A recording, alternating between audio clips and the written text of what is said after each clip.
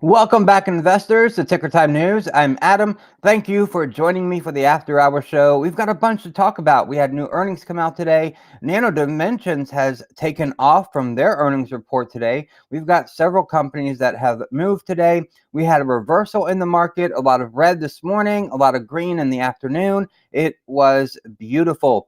Matterport, you just can't keep that company down. It keeps going up every single day. It is a wonderful company to be holding right now. A lot of blockchain companies turned it around. Red this morning, green in the afternoon. It's looking really good. Bitcoin is moving in the right direction. Oh boy, do we have a bunch to talk about. But remember, the U.S. markets are closed tomorrow, Wednesday, November 25th, for Thanksgiving. And on Friday, November 26th, the U.S. markets will be closing early at 1 p.m. Eastern. So make sure to mark those two dates on your calendar. Today, I bought the dip on Toast, ticker symbol TOST. It's a company that's disrupting the restaurant industry with their platform. I think it's a good company, and it was down. It got down to a 52-week low this week, so I bought the dip on that today. I also added to my SoFi position, added NVIDIA, and added to Hut 8 Mining as well. I've also been buying a little bit of Bitcoin and Ethereum as it's been moving sideways, and yeah, so been doing that as well. And remember, click the first link in the description below to join our Patreon members. We do give out weekly wow, it just totally slipped my mind. Again, those nerves at the beginning of the live stream, they get me every single day. But we send out a stock chart or stocks that we think are going to move, and we break it all down really simple. We give you our entry price points, we give you our exit price points, and we tell you what to set your stop loss for. We give you the chart that details it out and shows you what's happening. Yeah, so our Patreon members do get that weekly. I'm planning to do several during the week for Patreon members. And then, of course, we're adding a bunch of other goodies by the end of this quarter for Patreon members. So make sure to check that out. First link in the description. But most importantly, the whole reason I'm here is to answer your questions. What's on your mind? If you have a question, leave the ticker symbol and your question in the comments, and I will make sure to go over it live during the show. Oh, and if you are playing Longvener, wow, I can't really pronounce that name. The ticker symbol, though, is LGVN. It's up 1,092% in just 5 days. So, yeah, be careful if you're playing that trade. It is a rare one in the market, but it has just been going up over 100%. Wow, it's just, yeah, it's over 1,000% right now. That's incredible.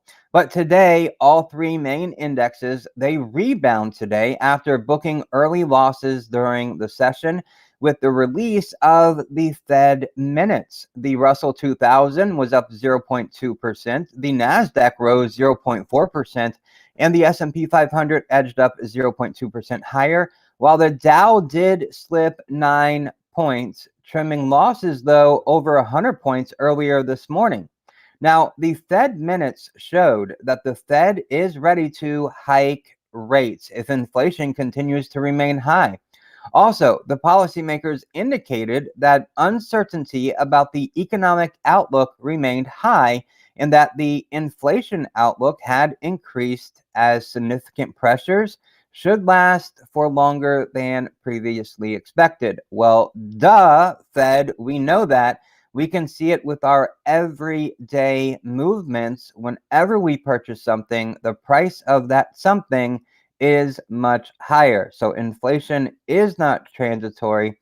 We just hope that it's not building any type of structural power, that it can't be reversed in the future. Still, both personal income and spending, they topped forecasts. So people are out spending their money that they saved up during the pandemic, while the PCE inflation, it came in line with forecast. Now, weekly initial claims, they were 199,000.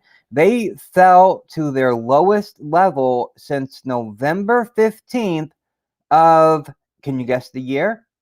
1969. So that is really good. Meanwhile, disappointing earnings weighed on the retail sector. We had an excellent boom in retail last week and a few that were still moving this week. But Gap, they dropped 24% after the company reported weaker than expected results and lowered their sales forecast, while Nordstrom plunged 29% on an earnings miss. But 6 of the 11 S&P 500 sectors closed lower, while 5 closed higher. Real estate was up 1.3%. Energy was up 1%. Sectors outperformed, and they were in positive territory. The material sector, 0.7% down. Consumer staples were down 0.3%. They were the sectors that underperformed the most. All right, let's hop over to the charts and take a look at Bitcoin and Ethereum. Bitcoin is up first. Get the chart here for you. Oh, that's the crazy one right there. That's RIVN right there. It had a beautiful IPO week, but there was some news we need to talk about for RIVN today that doesn't look so good, and it puts a little damper on the excitement for the stock there. But here's Bitcoin right here, and it's been holding really strong at this support line right here at $55,400. And we talked about this yesterday. As it continues moving forward in time, if it continues to stay on this sideways motion, about December the 4th, it's going to run into this ascending trend line right here. And that's going to be a really interesting point for Bitcoin. Can Bitcoin explode and move forward and move higher before it reaches that point? Or is it going to wait until it reaches that point and then move higher? So it's an important area to watch. It's also critical to watch if Bitcoin does slip below, to watch the 54,500.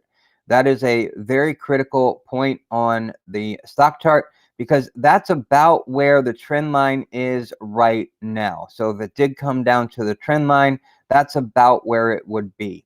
Actually, might be a couple $100 up above that right now as we move this trend line forward. It may be around, instead of 54, it may be around 54.7 right this second on the stock chart there for Bitcoin. But it is moving sideways, so that's okay. It's not moving lower, and that's the best. It did reach a low point today of $55,800, which isn't too bad because it's been lower than that the past couple of days. All right, Ethereum, ETH, USD on the charts. Now, I use TradingView for all of my charting that you see here before you. There's a link in the description below for a free account for TradingView. Now, we've been following Ethereum, and it's been hugging this 50-day moving average. It gets a little bit below it. It gets a little bit above it, but it's holding on to that line for dear life. Today, however, that 50-day moving average ran into a price line support at 41.89. And what did Ethereum do today? It sunk down right to that level and bounced right off of it. So that is a very positive sign that there is momentum, that there is strength in Ethereum. And Ethereum's at 42.55 right this second. All right, so that's Bitcoin and Ethereum. One more thing to mention on Ethereum too.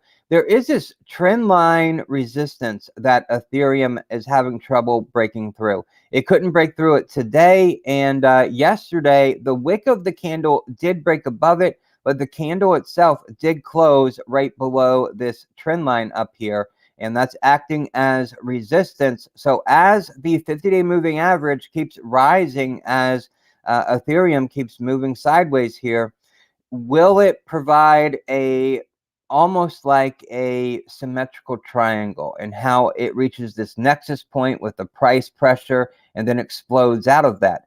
Could that be building up in Ethereum right now, with the trend line being resistance and the 50-day moving average being support, bringing Ethereum up higher and squeezing the price to come out of that? That's a potential to look at as well.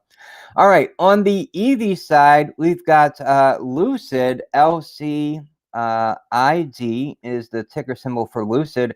They had flattened out today, just like I said in yesterday's live stream. I said they would flatten out because there's this chart pattern here.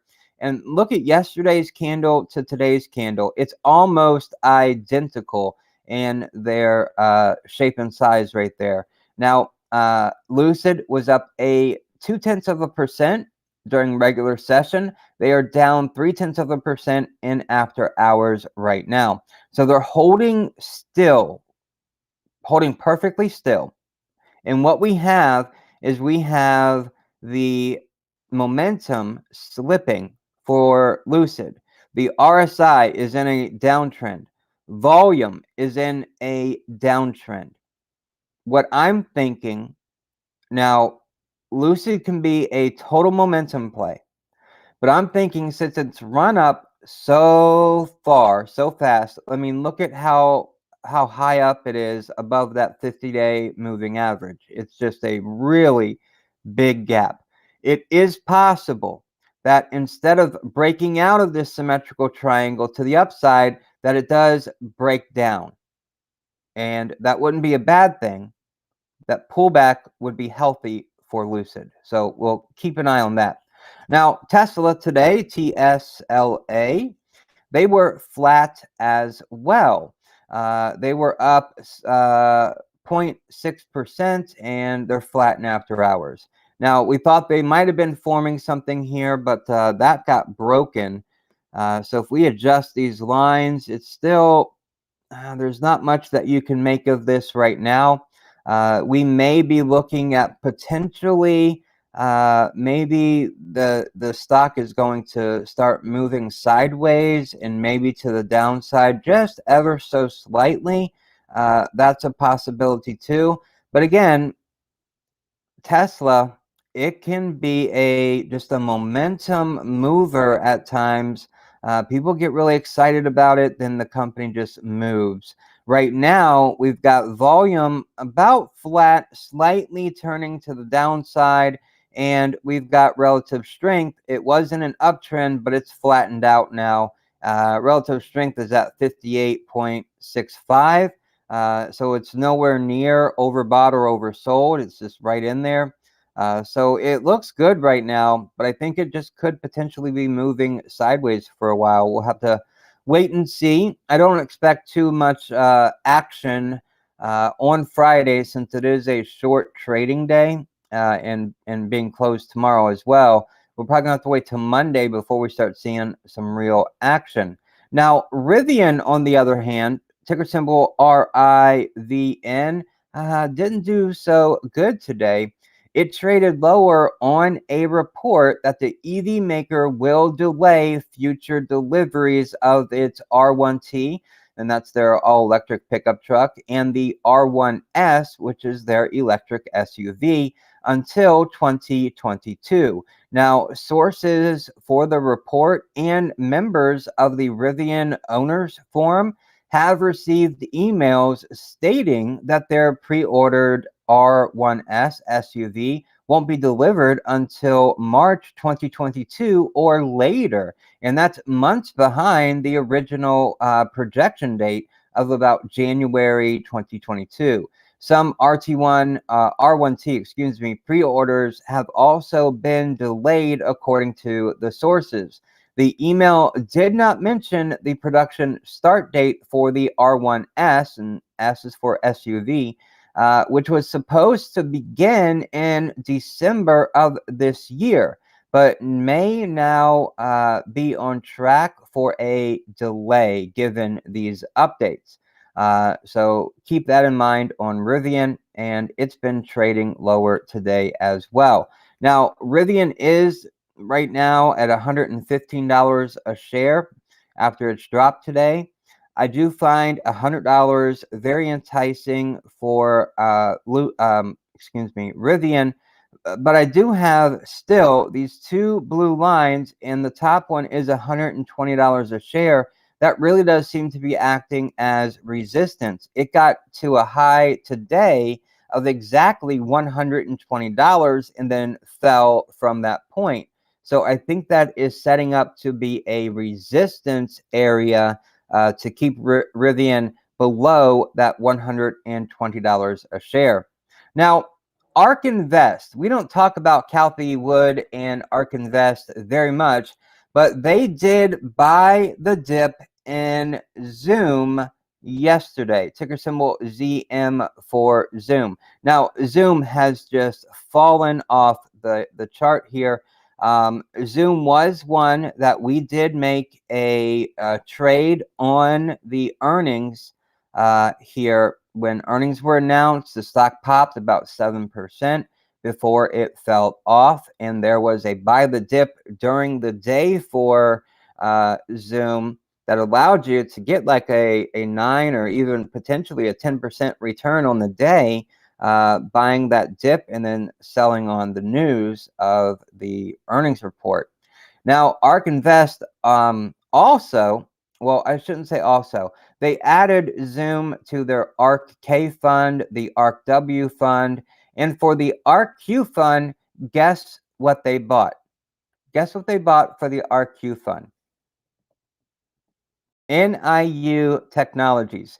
We've talked about this company before. They had a bad earnings report, but they've been ticking up. They were up 1.7% yesterday, and they were up 3.1% today, and they're up 0.1% in after hours right now. They're ticking up because they're at the Milan Motorcycle Show talking about their electric motorcycle and electric scooter. So yeah, Cathie Wood bought it. That's interesting. We've been talking about it. They are a leader in electric scooter manufacturing, and of course, they're being showcased at the Milan Motorcycle Show right now this week. I also mentioned them in the Catalyst Watch video on Sunday, talking about NIU and Harley Davidson, because they're also at the Milan Motorcycle Show. Now, Cathie Wood also bought the dip on Roku, Robinhood, and StoneCo, which we've been talking about that company a little bit. It took a big dip there around earnings, and DraftKings. And then they also bought the dip on two of my favorites. One that I bought the dip on today, Toast, which again is disrupting the restaurant industry. And Cathie Wood bought the dip on Palantir after their slump that they've been in here lately. And there's one more company her fund purchased yesterday, and they reported earnings today. Guess what that was? Nano Dimensions. That's right. Ticker symbol NNDM. Nano Dimensions. They actually had a good earnings report. They were up 10.3% during regular session hours, and they were up about 1% here in after hours. Give them 11% on the day. Now, they came out with their Q3 earnings, the EPS at a loss of 7 cents and revenue of $1.34 million, which was up 204.5% year over year. Now, the stock, it grew today. It ran up, and I believe it's got some more room to run. And the reason I say it's got more room to run is if we look at the RSI for Nano Dimensions here, it is right now at a 28.83. After its 11% move today, it is still oversold at 28.83. Remember, 30 and below is oversold. So even with that big move today, it is still oversold. So I do expect some to come pile into it. But you do have to be careful, though, as it rises to its 50-day moving average. It may, let's see here, where it's at right now up to that 50-day moving average. Well, that's another 9.8%. So yeah, it could have some more room to run, especially looking at the chart setup here. And if we look at the bigger picture on this thing, it ran up really big on earnings. I mean, in January, but then it just fell off, and then it's been in this trading channel, kind of price locked here, with support at about $5.50, up to a top of about $6.50. So that's where it's been trading. It wouldn't surprise me to see it get back into this channel over the next several days. So that's Nano Dimensions for you and their earnings. Let's see here. On the chart, let's see here. What do we have? Grabbed a bit of that on that dip. Thank you. Yeah, you are welcome. I lost $400 on ANF. All right, ANF. Yeah, they were down 4.5% today. Yesterday, though, they were down 12.5%. On the day there. Yeah, this is one where they had earnings coming out, and retail was pretty hot. But the thing about Abercrombie and Fitch, they had this run up right here. And this is why I didn't say to buy on this one, but I did mention it during, I believe I mentioned it during the Catalyst Watch video. I may not have. I know I mentioned, oh, now the name has slipped me. Urban Outfitters as well. But with them, and I said this about Urban Outfitters too, that it could have a target effect where it's going to sell on the news, because this big run up right here that we see at the beginning of November right here, this right here was pricing in earnings report. Whether it was good or bad, it was being priced in. And if the earnings were good, it probably would have fallen a little bit. But since earnings were not so good, it fell even more. I mean, 12.5% on earnings itself. Let's see here. Ouch. It's been a tricky week. It has been a tricky week for sure. The market is just moving in wild swings. I think lots of folks got burned somewhere. Yeah. All I have left was $1,000 in my name. Nice Nano. Yeah, Nano Dimension did good. Yeah, that was my hit. Yeah.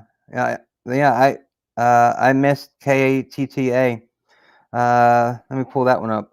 KTTA. Oh wow, that one launched 153%. Yeah, that one was up big yesterday. And of course, it gave most of that back today. Not nearly all of it, about a third of it or so.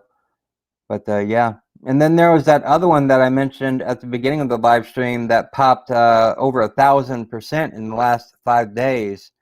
Yeah.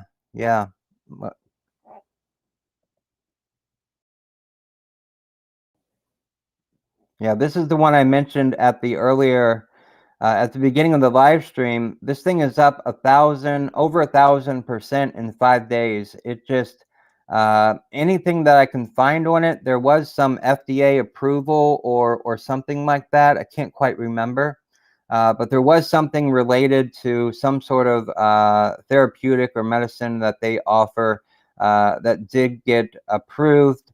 And then I saw that maybe it was a combination of that and a short squeeze on the company because it had a lot of short interest on it. But yeah, you can never predict these. It is just really hard to predict. There can be a company out there with a bunch of short interest on it. It could be a great setup for a short squeeze. However, they get FDA denial instead of approval, and then this stock goes the other way. So yeah, it can be tricky and they're hard to find for sure. Let's see, what was that one ticker? Which one are you talking about? I'm talking about this exact one here that you put the ticker on, LGVN. Lovern, Ron, longer, I can't read it. It's so small on my screen. Oh boy. The 1000, yeah, that's this one. Ticker symbol is LGVN, same ticker symbol that you got there in the comments.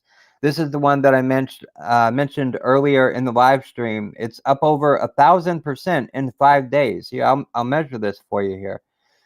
We go from the bottom right here at the breaking news, and we go up to the top right here where it sat when it closed. And phew, man, that even went up further from the last time I looked at it. It's actually 1,112% in those 5 days. But of course, it has given some of that back. So if you did happen to buy at the beginning here, you would still be up 882%. That is just incredible. I expect this thing to come down maybe on Friday. I don't think unless there's some sort of communication within social media with retail investors, I don't see this continuing to go up anymore. I think it's done and over with, and it'll come back down. That's just my thoughts. But you can never really tell. I mean, look at the RSI here. For 3 days now, the RSI has been in the upper 80s, 86.68. Is where the RSI has been for 3 days. You would think that once it reached that point, then it would sell off. And when you're counting the days here, first day green, second day red, third day green, fourth day red, but the RSI was still way up in the upper 80s, even on a red day like that, where it dropped nearly 39%. So these are just unpredictable. I'm only talking about it because it's something rare and neat in the market. But trying to time these things and find them, they're really, really difficult to do because there's just no telling when something like this is going to take off. That's why I like to stick to just the core. They're going to go up and to the right on your chart instead of having these explosive moves where they just pop up and then they're down the very next day. Let's see. We need to find some more stocks to. Yeah, seriously. Let's see. You got an IPO there. Yeah, IPOs are interesting ones. They can definitely pop. Maybe I typed in the wrong. Oh, okay. It IPO'd earlier. There we go.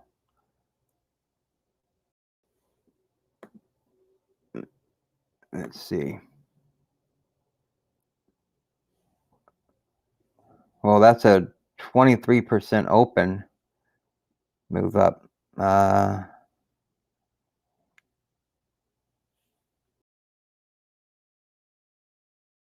Oh, I typed in O instead of C.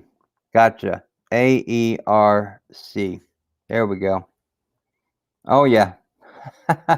You know, IPOs are good to watch because even on a small account where you can't day trade, where you have the rules that you have to follow, like on Robinhood, you can only do 3 in a 7-day moving 7 days. I missed this one too. Yeah. Or Webull, where you can day trade, but after you have done one, you have to wait for your money to clear before you can do another one. Yeah, not a bad start for sure.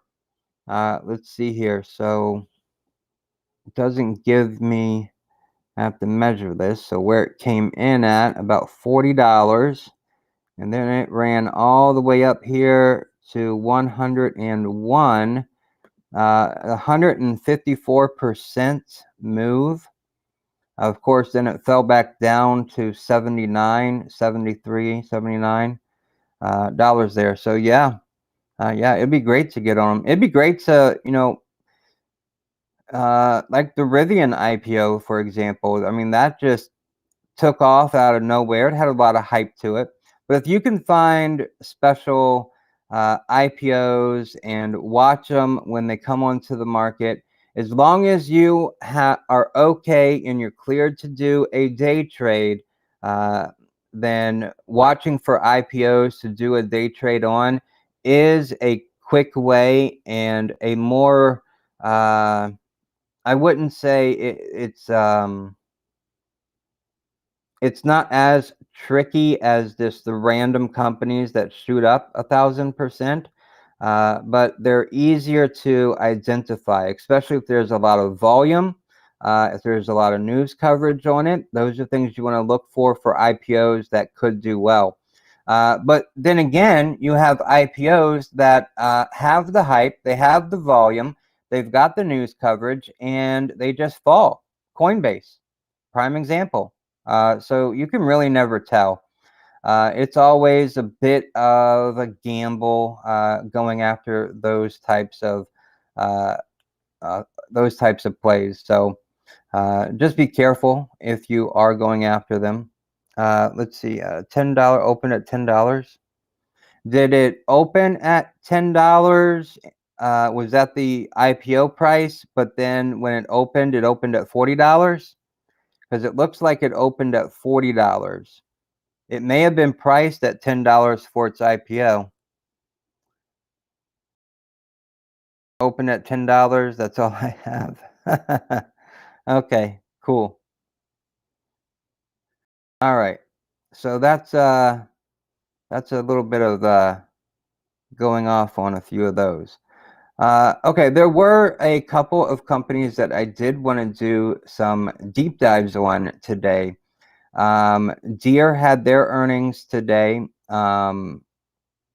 Didn't do too bad. HP had their earnings today, and that didn't look too bad. And then there was another company that I haven't talked about at all on the channel that did pretty well today, and I think is going to do pretty well in the future, and it's a chip making company. I think it's under the radar quite a bit. So I want to talk about those three more in depth. Of course, if you've got a ticker symbol, I'm glad to talk about what's on your mind and what you would like to talk about. So whatever it may be. Okay, so moving off of that, we touched on Bitcoin, we touched on Ethereum, we touched on EVs, Lucid, Tesla, RIVN, the RIVN delays. Let's see here. I'm hoping for SoFi bounce will last. Yeah, I did buy SoFi today. I think it is in a really good place. This 1845 in after hours right now, this is wonderful. So the momentum, it looks like, let me get this out of here. It looks like the RSI, the momentum right here, it's starting to bend a bit, and that's a good sign.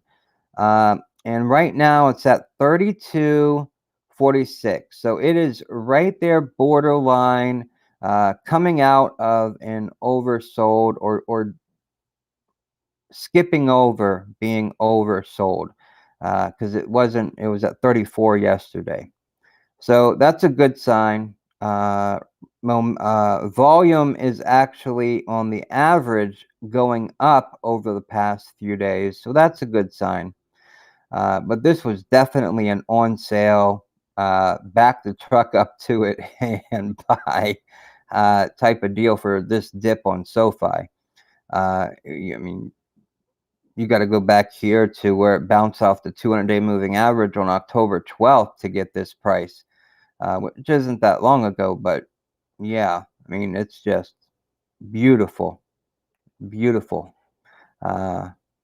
Yeah, so that's one that I did buy the dip on today, and of course Toast and several others as well.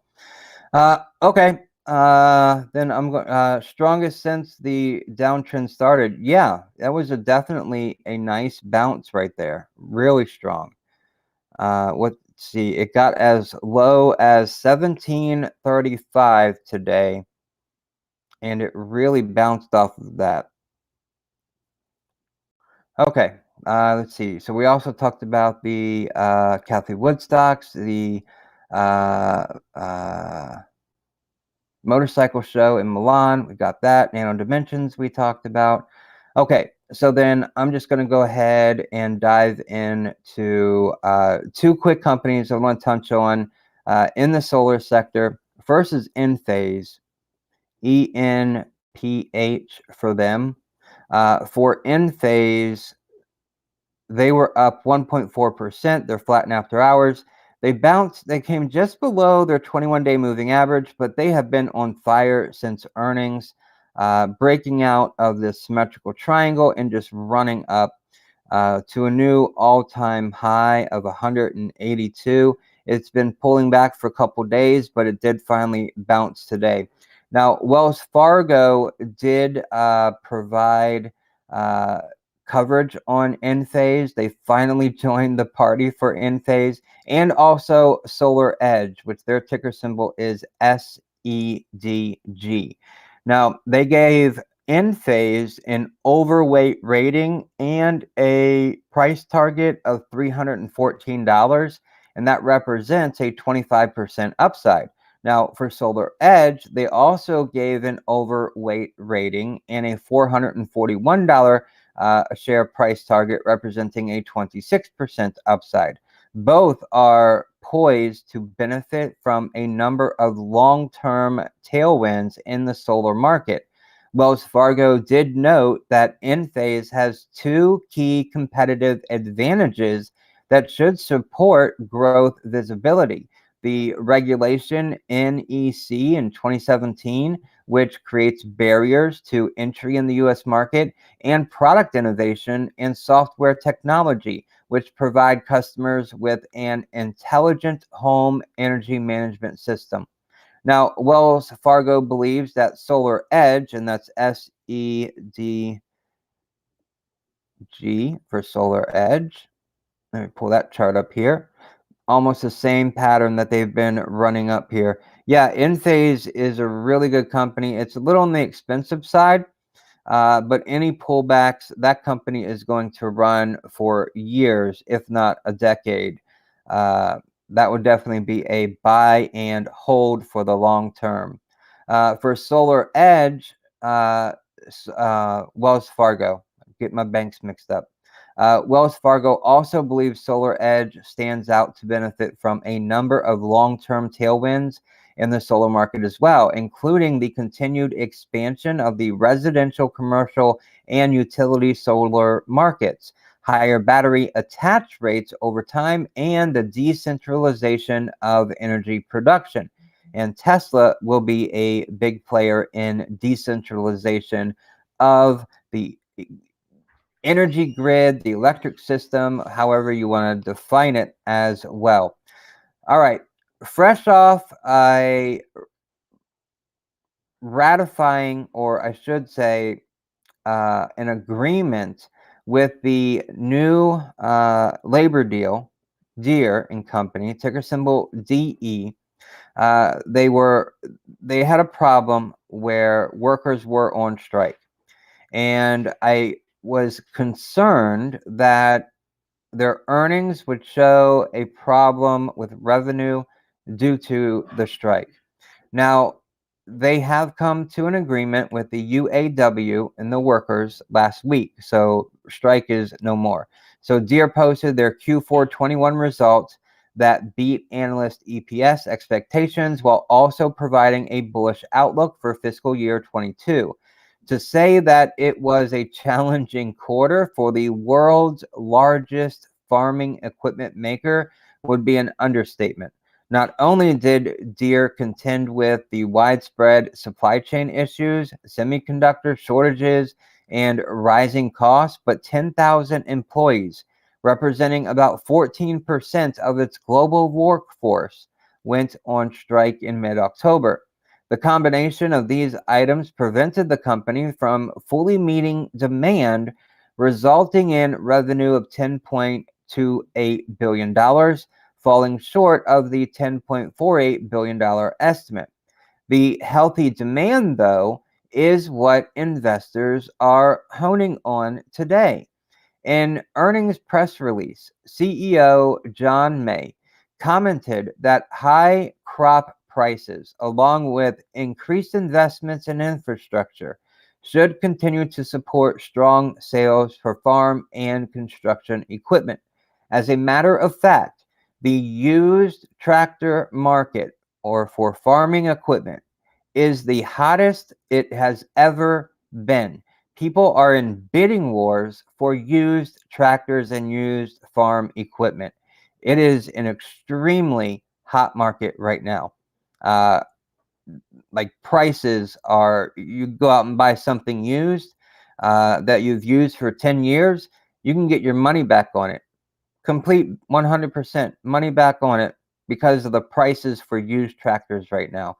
It is incredible. Now, Deere did signal or talk about the $1 trillion infrastructure bill on November 15th, which earmarks billions of dollars to upgrade roads, bridges, and transit systems. And it should be a boon for Deere construction and forestry segment. With prices of soybean, wheat, and corn rising sharply higher, farmers have more income available to spend on new and upgraded equipment. This dynamic is enabling Deere to raise its prices as well, which is lifting margins higher. For instance, the operating margin for its production and precision agriculture segment expanded to 16.7% from 15.2% in the year earlier period, despite higher raw material and production costs. Similarly, I always get that word mixed up. In a similar fashion, let's change the way to use it. The small agriculture and turf business saw operating margins improve to 12.3% from 11.8%, coming from an fiscal year 2021 in which each of Deere's main equipment segments generated sales growth of 27%. The company is anticipating solid growth across the board, again in fiscal year 2022. Now, if we look on the chart, again, this is the daily, and we look at the year 2021, it doesn't look like much because it went flat during the summer, right?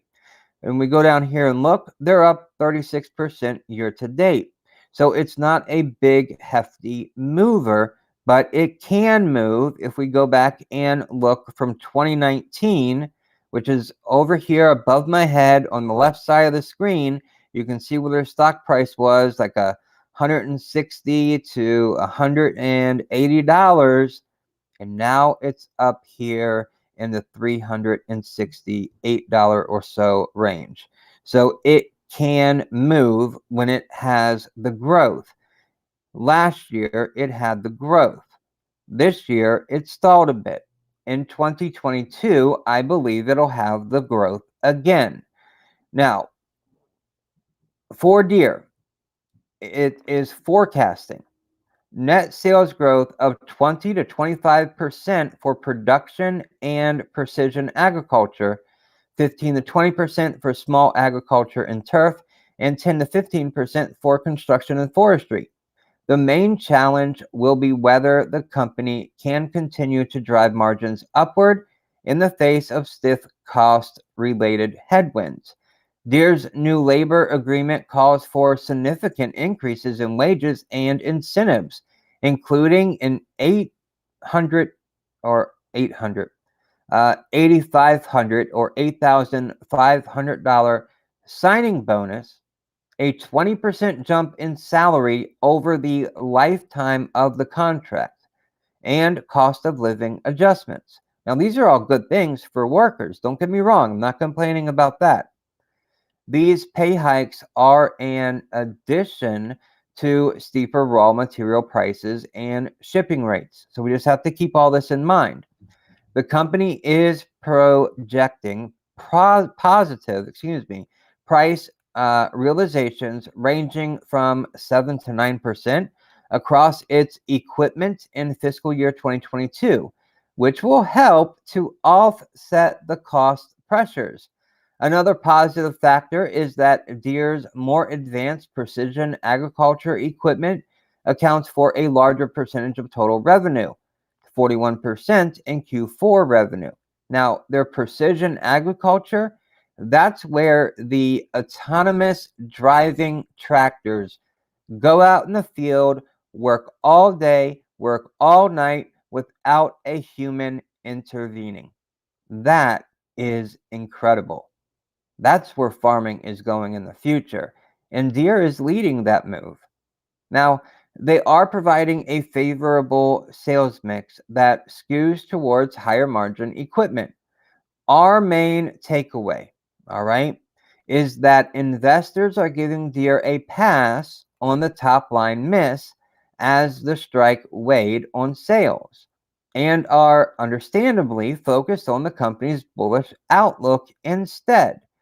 The year ahead does indeed look bright due to the healthy farming industry, but supply chain disruptions remain a persistent issue that does threaten to impede Deere's performance.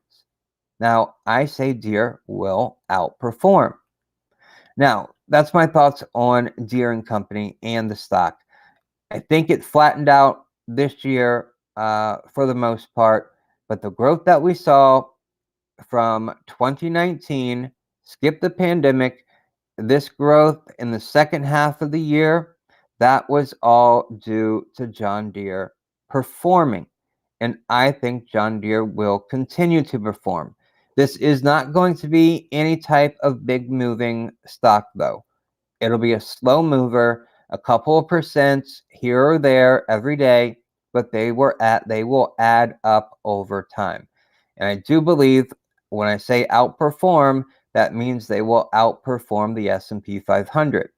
All right, the new under the radar company that I want to talk about for you guys.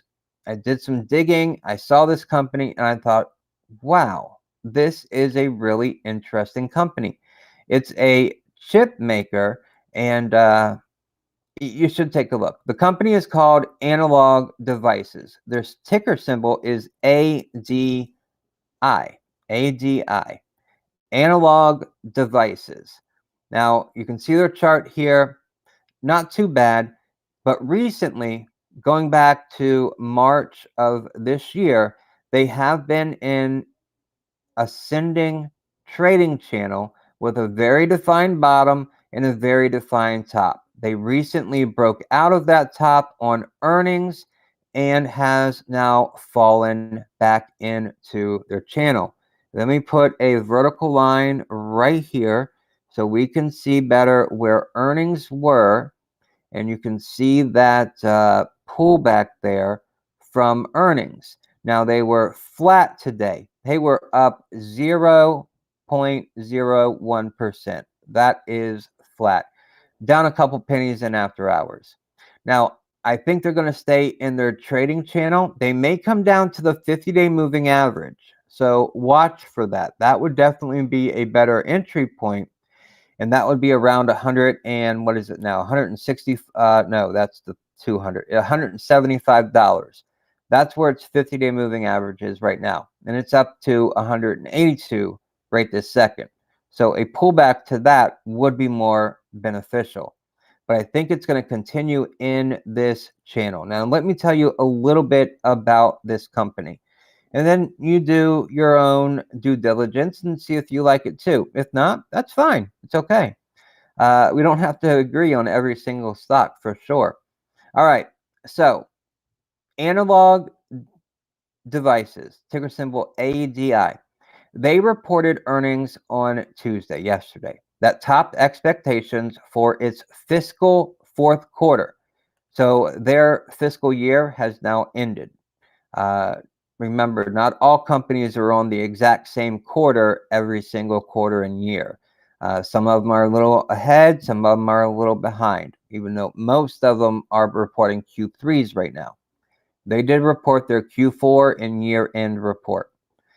Now, they guided higher for the current period, meaning this quarter coming up, the quarter that we're in right now, They say they're going to do better, and they're going to provide better or an outperformance internally for the company.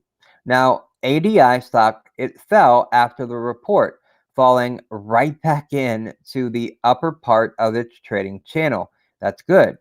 ADI reported moderate earnings upside and excellent sales growth in its Q4 21 earnings.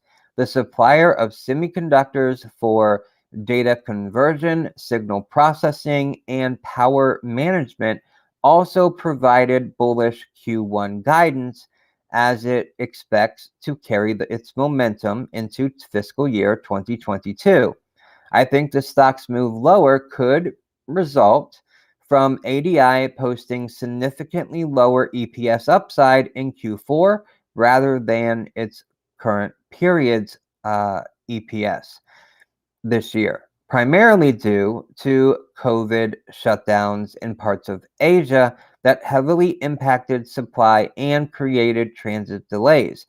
However, this was somewhat expected after ADI's peers Texas Instrument, TXN for its ticker, and Microchip, ticker symbol MCHP, posted much lower earnings upside in their recent quarterly reports earnings compared to its prior quarter for many of the same reasons as ADI. That's why when you're investing in a company, it's important to pay attention to that company's peers, especially if those companies report their earnings prior to the company you're invested in. Number one, their reported earnings can affect the company you're invested in. If their peers report great earnings, then the stock you're invested in could go up. If their peers report bad earnings, then the stock could go down. No fault of the company you're invested in. Now, they can also be a bellwether for how your company that you're invested in may do on their earnings report. And that can help you for different trading strategies around their earnings. It's almost like having a crystal ball. Even though stocks can react differently, it is an interesting data point none the least. Now, the good news is that ADI expressed a fairly optimistic belief that its investments in adding capacity will help it to better handle the supply-demand imbalance. ADI noted that it plans to expand capacity at existing factories in 2022. This is very similar to Texas Instruments, a competitor, who also plans to open a new factory in the second half of 2022, and Microchip, remember, who is also a competitor or peer, however you like to look at it, and they expect to add capacity each month this upcoming year as well. Despite supply chain headwinds, ADI still managed to post earnings in line with prior guidance and outperform on revenue growth. In Q4, ADI posted adjusted EPS of $1.73, coming in around the midpoint of its prior guidance of $1.61 to $1.83. Revenues crushed ADI's $1.71 to $1.85 billion forecast, soaring getting ahead of myself, soaring 53.3% year-over-year growth to $2.34 billion. That's incredible. Industrial markets led growth in Q4. Organic revenues jumped 25% year-over-year, making up over half of overall sales. One of the key areas of growth for ADI in Q4 and throughout fiscal year 21 was factory automation, where ADI's sensing, measurement, capacity, connectivity, and other technologies power motion controls and certain safety features. I expect an acceleration in automation by companies to increase efficiency in their supply chains. For example, one of the largest automation technology companies, Rockwell Automation, ticker symbol is ROK, expects double-digit growth in its core automation products in fiscal year 2022, which ends in October of 2022. In addition, automotive, I want to make sure I get that right. Their sales growth, 15% year over year, organically in Q4. It was a standout given the ongoing production issues among automotive manufacturers. Most of the growth was fueled by the electric vehicle industry and ADI's battery management system, BMS. Their sales doubled year over year, along with factory automation. Or automotive. I'm keep getting those two words mixed up. Automotive. Sorry about that. Okay, so automotive should also see further tailwinds, and that's pushing a company forward with the EV industry as it remains charged. Furthermore, ADI's acquisition of Maxim Integrated has also strengthened its BMS positioning. That's the batteries for electric vehicles. Now selling to 7 of the 10 top EV manufacturers globally. Overall, ADI capped off fiscal year 21 on a strong note, as growth in Q4 was primarily led by the company's two biggest segments, industrial and automotive. ADI also expects this growth to continue into Q1, with revenues expected to rise about 7% sequentially. With demand elevated, securing enough product remains an issue, but ADI's expected additional capacity should help to partially offset constraints in fiscal year 2022. All right. What do you think about ADI, ticker symbol? Analog devices. They've got a big foot in the door with EVs.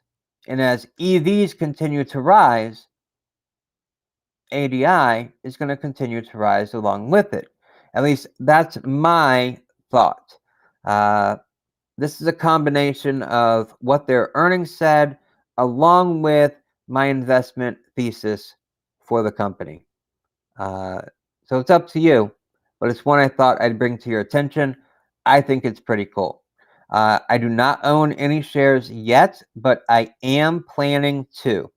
I want to see if this comes back down to that 50-day moving average. Maybe it can come back down to the bottom of this channel as the excitement from earnings kind of wears off a little bit. But that's what I'm watching for. I'm not buying right now. I would like to see it come back down in this channel a little bit. And here I'll draw this. So it's right here right now. I'd like to see it come down in this channel. And then when it makes that comeback bounce somewhere down here, maybe around the 50-day moving average, maybe closer to the channel, this right here, that's where you would want right there, that circle. I'll change that color to make it look a little bit different. Let's go with green. All right, so that's the area. You want to see it pull back down. You want to see the relative strength come down. You want to see volume come down. And then all of those things will bring the stock down. And then when it gets to this point, you know, all investors, all traders, they're watching the exact same signals and using the exact same tools. They would want to also purchase in this area. And that's what creates the bounce in the first place, right? Okay. Let's see. Interesting. Thanks. You are welcome. It sounds, yeah. Thank you. Yeah, I think it's pretty good. Okay, so that's my plan, at least for this company. So moving off that, I do want to talk about HPQ. next, because they had some interesting things to say on their earnings as well. Ticker symbol is HPQ for HP. And when you look at the chart, they did not have that great of a summer. September was pretty hard for them. They really didn't even have that October rally that a lot of companies had. They started later, about the second half of October. Then they started to rally into earnings, and then they just gapped up. There is a gapping hole right there. They were up 10.1% today. They are flat in after hours. They got to a new 52-week high of $36.21 today.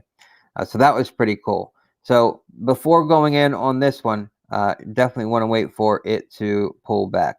Let's see here. What's a good RSI to start watching a stock rise? 48.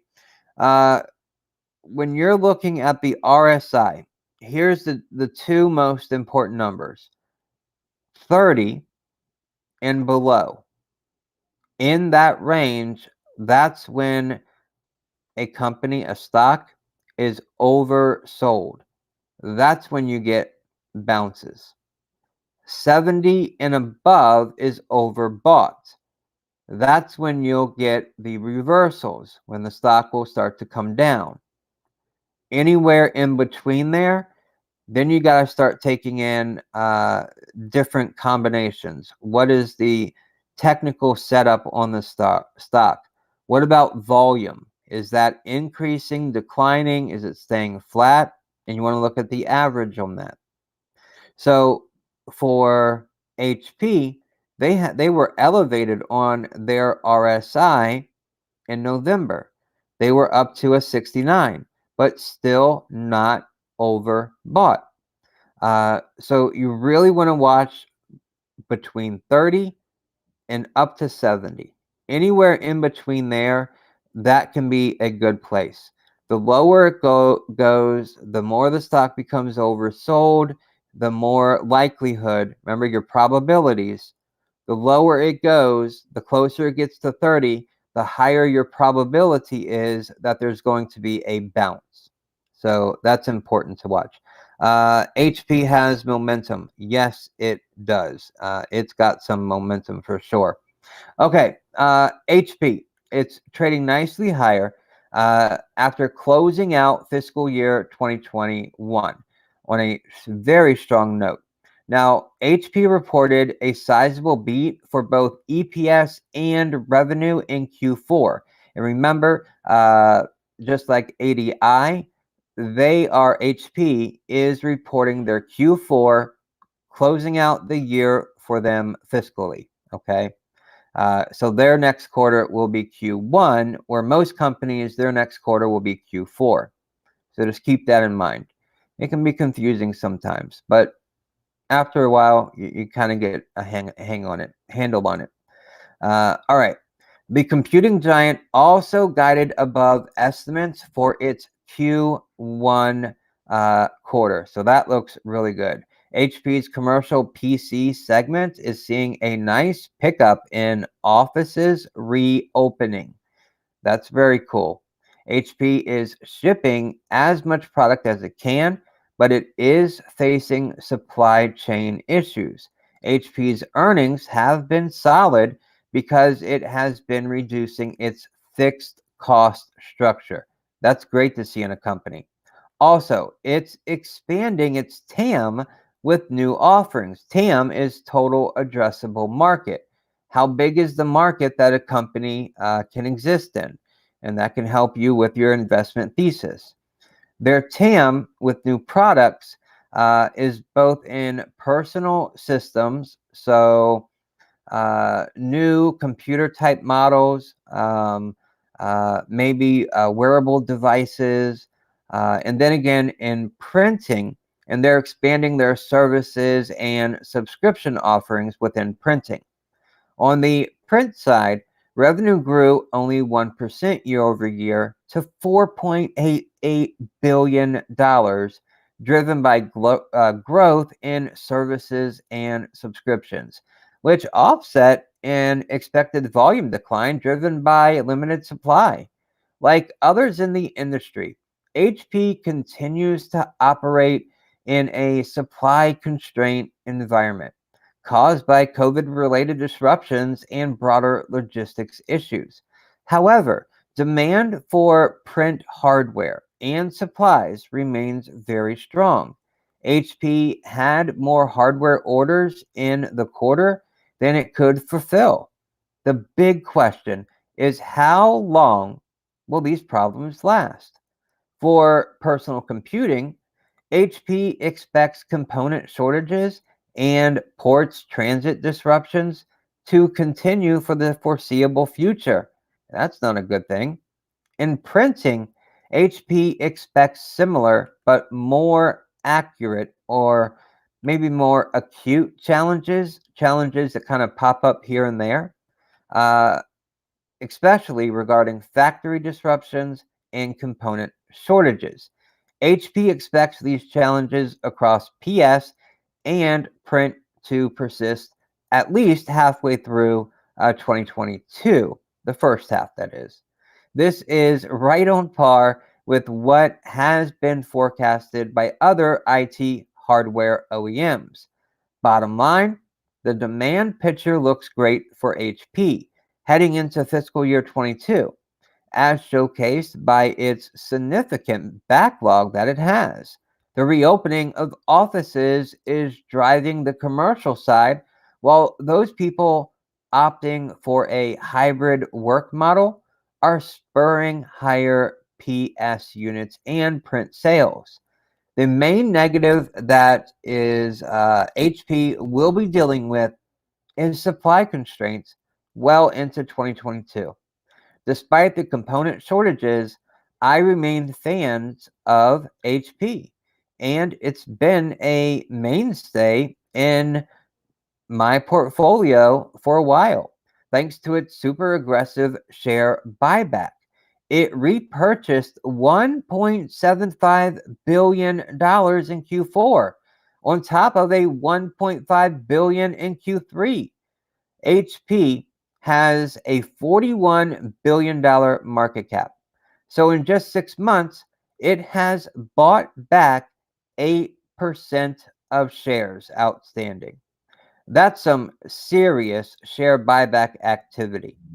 And just in case you don't know, when a company buys back shares that are on the open market, that does help to rise or raise the price of its share. And it's a way for a company to reward investors. Instead of giving out a bigger dividend, or maybe a special one-time dividend like Dick's Sporting Goods did last quarter with that $5.50 special dividend payment, they instead chose to buy back shares on the open market, and that helps to raise the price. Raise the price. Getting tongue-tied here. Of the share price. So you can't really see too much of, if I put verticals on here to mark these earnings, you can see these bounces right here. These bottoms were probably when HP was buying back shares, causing the price to go up, and then traders, knowing that HP was buying back their own shares, traded towards tops and then waited for it to fall for them to buy again. So, I mean, you can see this very clear down, up, down, up, down, up. I mean, it's like the letter V everywhere. There's at least 4, maybe a fifth one over here that you can see. That is the buyback happening, and that is people more concerned with trading around it instead of investing in it. So that's just something to point out there on the chart. Now, with HP, they do plan to repurchase at least $4 billion in fiscal year 2022. So this repurchase will continue, at least another $4 billion worth, and that's quite a bit. All right, here, let's see. Oh, I missed a couple comments. My apologies. I was just right into it. Let's see. Thanks for the show. You are welcome. Should I stay in ANF with $500 loss or pull my losses? Does ANF and Cisco a chance for a return? Cisco got beaten down hard. Let's see. ANF. Let's just look at this chart again. Now, looking here, this is what traders are going to be looking for, okay? They're going to have in the back of their mind, retail sales should be good. Now, ANF, one of their big problems was the supply problem. They didn't order enough. Where a company like Urban Outfitters, they ordered extra. So when they got their shipments, they had to store some away, but that helped to limited the downside from the supply constraints that we have. Now, you can see it bounced off of its 200-day moving average right here. Let me see if I can open this up a little better. Right here, it bounced off of its 200-day moving average. It did that today. That's a positive. If we go back here to September 8th, look at what happened. It bounced off of that 200-day moving average. Let me change that color here. So, with that in mind, look, they had earnings here as well. And we had this sell-off where it was going down. And then here we've got earnings. And we have this gap down right here. So what I'm seeing is we didn't have this gap down on the last quarter, but we did have a sell-off to the 200-day moving average. This quarter, we have a gap down to the 200-day moving average. I would expect that it bounces off of this 200-day moving average and starts going up. Just a thought. Right now, RSI is at a 43, and it's been heading in the down direction. If I put a line here, going all the way back to November the 5th, it has been in a downtrend. And that November the 5th would have been about where this red candle is right here. Do a little squiggly there. All right, no, get out of my way. Right about here, this red candle right here. That's a horrible drawing. Okay. All right, so the RSI, the momentum, it has been slowing down since here. But I think it's at a bottom of a sorts right here at the 200-day moving average. So if I was in your case, I can't tell you what to do. I can't give you financial advice. This is just for entertainment purposes only. But I can tell you what I would do. I would hold because I think it would bounce off of this and I think it would go back up some. That's what I would do. Especially through the market's closed tomorrow, It's a short trading day on Friday. You only get a half a day to trade. And then we're not trading again fully until Monday. So I think it would be best to just leave it sit there because I think it would slowly go back up a little bit. There is always the potential, though, that it could slip below that 200-day moving average. But if we go look at the big picture here, we have to go all the way back to March of 2020 before it slipped below that 200-day moving average. And then it stayed below that 200-day moving average until August of 2020, and then it flipped and hopped back on top. So that's a very strong indicator right there that it is going to bounce off of that 200-day moving average. Just my quick thought there on it. Let's see, what other questions in here?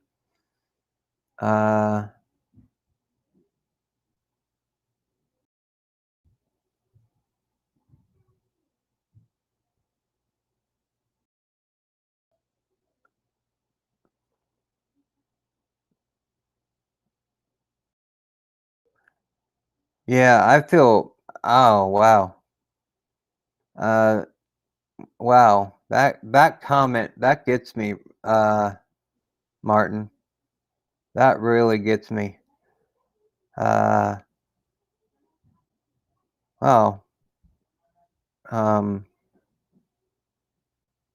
that leaves me speechless. It makes me feel bad for the situation that you're in. Man, I don't know what to say about that. That breaks my heart. Hello there. I like your show. Thank you, Carlos. I appreciate that. Have you already talked about ADA? No, I haven't. I haven't talked about ADA in a while. Yeah, I lost in Cisco too. Yeah, Cisco was a big one. I suggest you invest in LCID. You can make 2x in 1 year. Yeah, LCID, I think Lucid Motors, I think it will go up over the next year. But I think right now it's in a very, very tough spot. When we look at LCID on the chart, it looks like it's about to come down a little bit, which could be a good buy the dip opportunity, potentially, depending on where the cards fall on that one. Let's see. This stock is on fire. Nice catch on the bounce off. I see. Okay, good. The best improvement in my trading is cutting losses early to reallocate funds in better stocks. Yeah, that's good. That's good advice. When you're invested in a company and you're looking to really try to increase your holdings, earnings, you have to be very, very cautious. Earnings can very easily tank a company. But again, a lot of people can see that as a good way to buy the dip. I mean, that's why the whole phrase is out there, buy the dip. And buying the dip has worked for the past year and a half for the most part. If we ever do get into a bear market buying the dip, well, we'll have to change our strategy. But this is the S&P 500 right here. So you can see every time the market has dipped, except for 2 points here in front of you, it has bounced off its 50-day moving average. So buying the dip has worked for the past almost 2 years now. But when the market dynamics do change and we enter a bear market, whenever that may be, I mean, it could be another year or 2 years or 2 months away. I don't know. But then the buy the dip strategy won't work quite as well. Let's see here. What else did I see on the charts? ADA. I'll go check out ADA. and that's Cardano.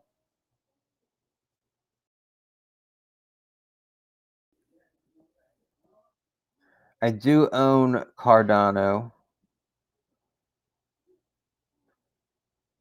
It had this beautiful run up right here when it started accepting smart contracts, but now it's been in this decline right here. You can see all those marks I've had on this. I've traded this coin and bought this coin. I've held this coin. I've done everything with it. But recently, I've just been holding still. Oh, that's a tough one here. They have that big drop. I think it's going to line up here. Right there. All right, so you can see that decline that it's been a little easier with those lines there. Big movements on the beginning of this drop, and then move sideways for a while. And now it's falling off. It is holding. There's this support line right here that is right about at $1.65 for Cardano. And it seems to be holding there. The wick of the candle did fall below it, but the candle itself is sitting right there on it. And you can see the price is $1.66, so it's just a penny above it right now. But that seems to be a support area for Cardano at the moment. The next support area wouldn't be until it came down and touched this bottom support of the trading channel, which is probably somewhere around the $1.42 mark, $1.44 maybe. But it is holding there. Let's see here. What is in the chat? I love talking about what you guys want to talk about. It's the whole reason that I'm here. It's for you guys. Let's see here.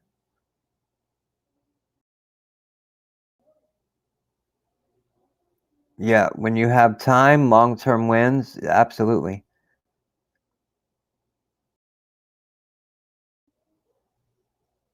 Okay, all right, Nintendo, have fun and a happy Thanksgiving, Martin. If you're still here, have a very good, happy Thanksgiving. Until you get one of those fancy 7-layer dips.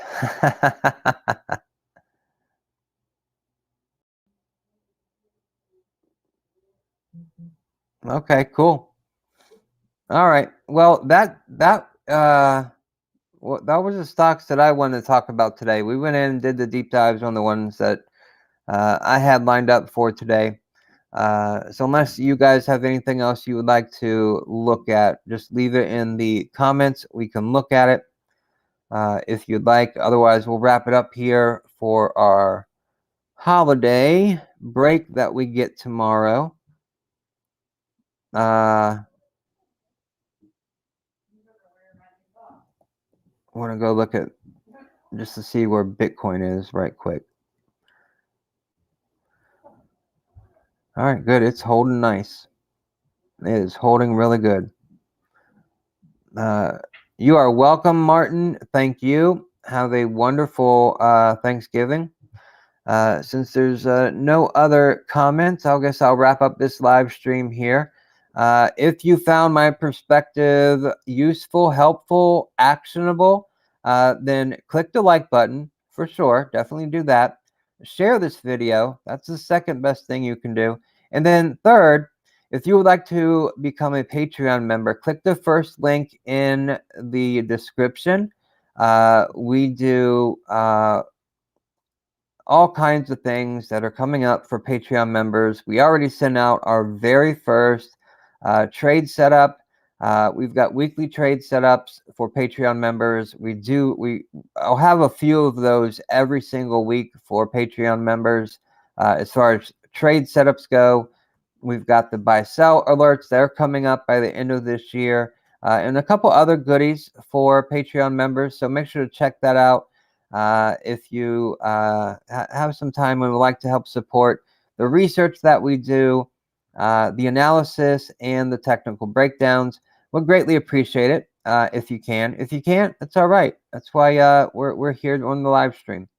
But I would greatly appreciate the support for sure.